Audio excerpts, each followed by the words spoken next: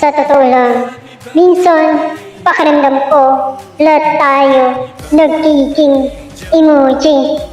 May araw na nakasmile tayo, hindi dahil masaya, kundi dahil pagod na tayo magpaliwanag kung bakit hindi. May gabing sad face, yung tipong hindi mo alam kung malungkot ka ba o wala ka ng lakas para maging totoo. May mga sandaling tears of joy, pero hindi dahil nakakatawa, kundi dahil mas madaling tumawa kaysa aminin na nasasaktan ka na balo. At oo, may mga araw na cloud, pinagtatawanan mo na lang sarili mo dahil ikaw yung laging nagbibigay ng saya, pero ikaw yung pinakamadaling masaktan.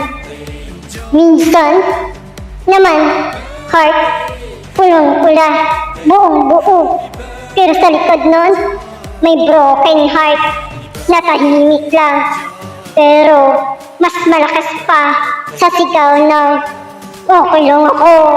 May fire tayo sa simula, pero kapag napagod, nagiging nalaw, nagpapalubag sa pagod na hindi alam ng iba.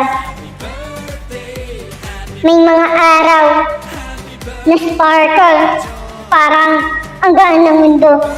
Gusto mo ulit mangarap, pero kinabukasan, cloud, with rain ka ulit.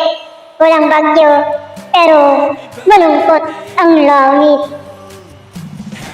At yung iba, bleeding eyes ang dala, hindi para magpa-cute, kundi dahil minsan, ang kailangan lang naman natin ay kaunting pag-unawa.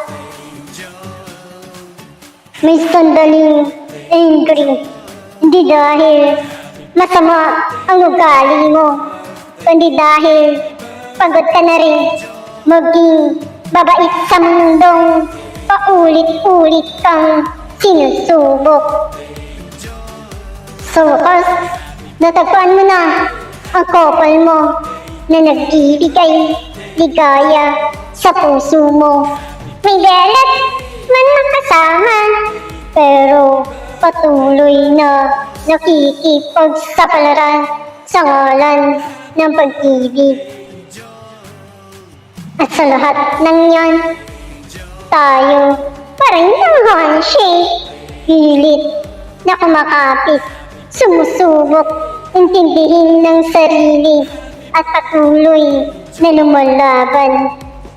Kaya kung ano man ang emoji mo ngayon, tandaan mo, hindi ka simpleng simbolo lang, hindi ka maliit na mukha sa screen. Ikaw yung buo, totoo at komplikado. At kahit minsan hindi mo alam kung ano bang icon ang bagay sa'yo, isa lang ang sigurado, hindi ka kailanman mawawala sa listahan ng mga dapat pahalagahan, dahil nag-iisa lang si Bungi na minamahal namin lahat.